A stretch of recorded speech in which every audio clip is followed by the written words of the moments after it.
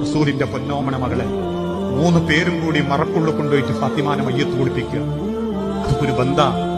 അവസാനം കുളിപ്പിച്ച് പുറത്തു കൊണ്ടുവച്ച് 5 വള്ളത്തുണി പൊതിഞ്ഞ് മദീനത്തെ പള്ളി കൊണ്ടുവച്ച് നിസ്കരിച്ച് പടച്ചോന്റെ മണ്ണിലേക്ക് ഇങ്ങനെ 6 അടി മണ്ണിലേക്ക് ഇങ്ങനെ ഇറക്കി വെക്കുമ്പോ അലി കണ്ണ് നിറഞ്ഞിട്ട് പറയുന്നുണ്ട്, റബ്ബേ എനിക്ക് തന്ന മണവാട്ടിയെ ഞാൻ എനിക്ക് തിരിച്ചു തരികയാണ് കേട്ടോ. അവസാനം മണ്ണിട്ട് തസ്ബീത്ത് ചൊല്ലിക്കൊടുക്കുന്നതുവരെ അലി കരയൂല.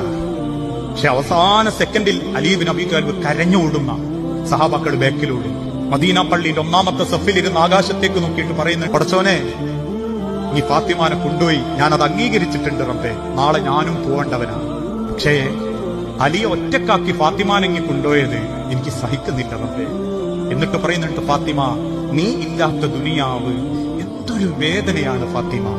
ഇതൊക്കെ പടച്ചോൻ കൽബിലിട്ടിരുന്നൊരു കുളത്താണ്. അത് പടച്ചോൻ എനിക്കിങ്ങൾക്കും കുളത്തി തന്നിട്ടുണ്ട്. അത് നമ്മളെ ഇണ തുണ ഓളെ മനസ്സറിഞ്ഞ് സ്നേഹിച്ചു നോക്കി, ആ കുളത്ത് പടച്ചോൻ കട്ടിയാക്കി തരും.